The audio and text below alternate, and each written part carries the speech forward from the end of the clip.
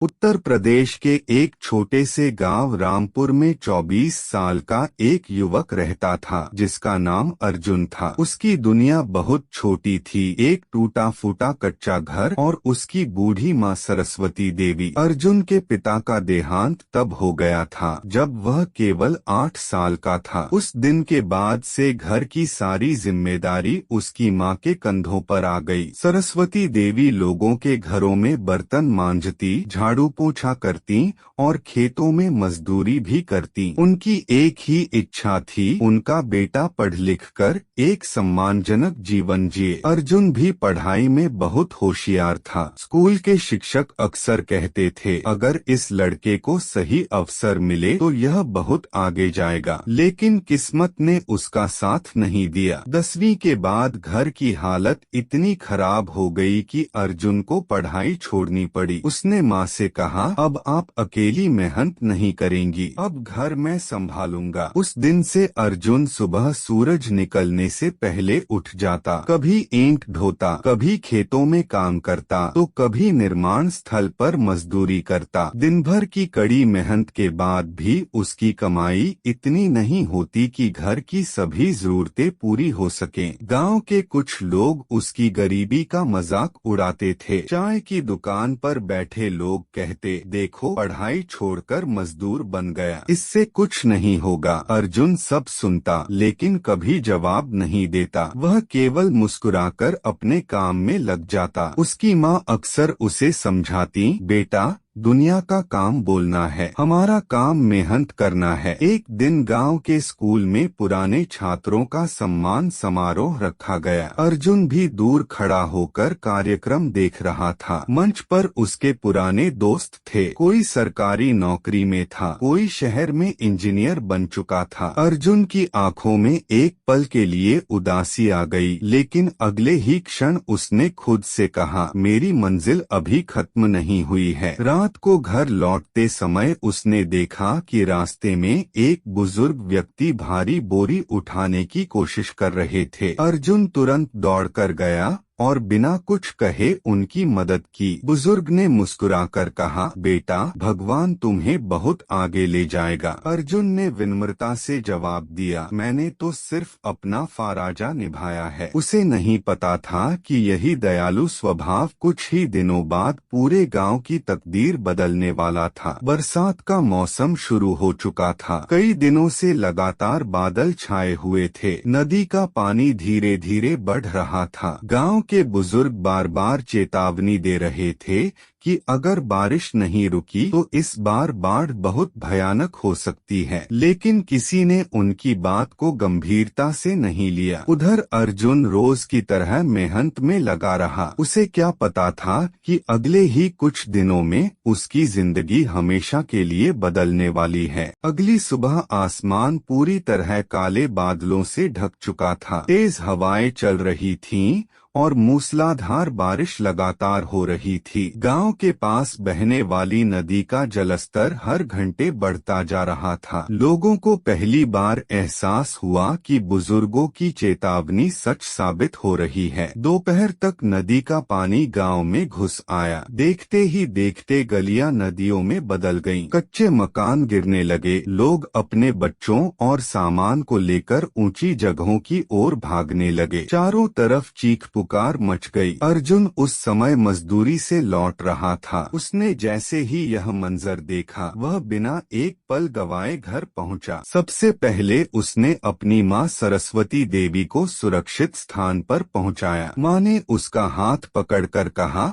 बेटा अब तू भी यहीं रुक जा, बाहर बहुत खतरा है। अर्जुन ने माँ के चरण छुए और बोला, अगर मैं रुक गया तो बहुत से लोग मदद के बिना फंस जाएंगे, मुझे जाना ही होगा। इतना कहकर वह गांव के किनारे पड़ी एक पुरानी लकड़ी की नाव लेकर निकल पड़ा। नाव पुरानी थी, लेकिन यही उस समय गांव वालों की आखिरी उम्मीद थी। सबसे पहले उसने एक घर की छत पर फंसे एक बुजुर्ग दंपति को बचाया। फिर उसने 2 छोटे बच्चों और उनकी मां को सुरक्षित स्थान तक पहुंचाया। बारिश इतनी तेज थी कि सामने कुछ मीटर तक भी दिखाई नहीं दे रहा था, लेकिन अर्जुन बिना डरे बार बार पानी में उतरता रहा। कुछ ही घंटों में उसने दर्जनों लोगों की जान बचा ली। जो लोग कभी उसका मजाक उड़ाते थे, आज वही उसकी ओर उम्मीद भरी नजरों से देख रहे थे। तभी किसी ने घबराकर चिल्लाया, स्कूल की इमारत में बच्चे फंसे हुए हैं। यह सुनते ही अर्जुन का दिल जोर से धड़कने लगा। वह बिना देर किए नाव लेकर स्कूल की ओर बढ़ गया। रास्ते में तेज बहाव था, पेड़ उखड़कर पानी में बह रहे थे और नाव कई बार डगमगाई, लेकिन अर्जुन ने हिम्मत नहीं हारी। स्कूल पहुंचकर उसने देखा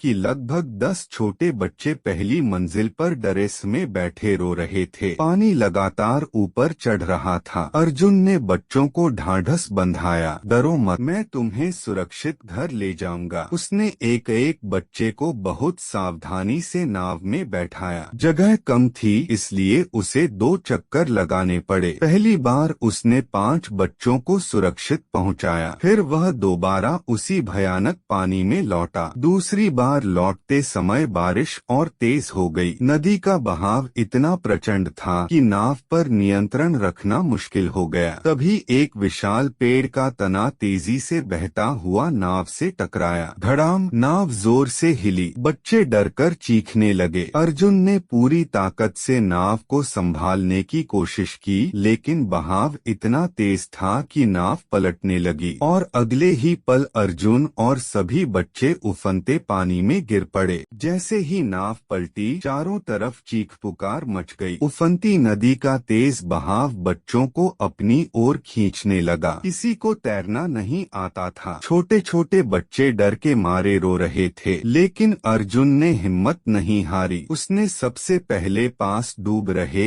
एक बच्चे का हाथ पकड़ लिया और उसे अपनी पीठ पर बैठा लिया। फिर दूसरे बच्चे को एक लकड़ी का तख्ता पकड़ाया। एक एक करके उसने सभी बच्चों को अपने पास इकट्ठा किया और जोर से बोला, डरो मत, जब तक मैं जिंदा हूँ तुम सबको कुछ नहीं होगा। बहाव इतना तेज था कि अर्जुन कई बार पानी के अंदर चला जाता, लेकिन हर बार पूरी ताकत लगाकर फिर ऊपर आ जाता। दूर किनारे पर खड़े गांव वाले यह सब देखकर दुआएं कर रहे थे। कई मिनटों की जद्दोजहद के बाद अर्जुन बच्चों को धीरे धीरे किनारे की ओर धकेलने लगा। गांव के कुछ युवकों ने रस्सी फेंकी। अर्जुन ने पहले बच्चों को रस्सी पकड़ाई। एक एक करके सभी बच्चे सुरक्षित बाहर निकल आए। अब सबकी नजर अर्जुन पर थी। उसी समय तेज बहाव की एक बड़ी लहर आई और अर्जुन को अपने साथ बहाकर ले गई। अर्जुन, उसकी माँ सरस्वती देवी चीख उठी। पूरा गांव उसे खोजने में लग गया। घंटों तक कोई पता नहीं चला। लोगों की आंखों में आंसू थे। जिन लोगों ने कभी उसका मजाक उड़ाया था, आज वही भगवान से उसकी सलामती की प्रार्थना कर रहे थे। करीब 2 घंटे बाद गांव से कुछ दूरी पर एक पेड़ की डाल पकड़कर कोई दिखाई दिया। वह अर्जुन था। गांव वाले दौड़कर उसके पास पहुंचे और उसे सुरक्षित बाहर निकाल लिया। वह बहुत कमजोर हो चुका था, लेकिन उसके चेहरे पर मुस्कान थी। उसने सबसे पहला सवाल यही पूछा, सभी बच्चे सुरक्षित हैं ना? यह सुनकर वहां मौजूद हर व्यक्ति की आंखें भर आईं। कुछ दिनों बाद जिला प्रशासन ने अर्जुन को वीरता सम्मान से सम्मानित किया। उसकी बहादुरी की कहानी अखबारों, टीवी चैनलों और सोशल मीडिया पर फैल गई। एक सामाजिक संस्था ने उसकी आगे की पढ़ाई का पूरा खर्च उठाने का फैसला किया। अर्जुन ने फिर से पढ़ाई शुरू की, दिन रात मेहनत की और कुछ वर्षों बाद वह आपदा प्रबंधन विभाग में अधिकारी बन गया। अब जब भी देश के किसी हिस्से में बाढ़, भूकंप या कोई बड़ी प्राकृतिक आपदा आती, अर्जुन अपनी टीम के साथ सबसे पहले राहत और बचाव के लिए पहुंचता। उसने हजारों लोगों की जान बचाई और अनगिनत परिवारों को नई उम्मीद दी। कई साल बाद जब वह अपने गांव लौटा, तो वही लोग जो कभी कहते थे कि इससे कुछ नहीं होगा, गर्व से अपने बच्चों से कहते थे, देखो यही है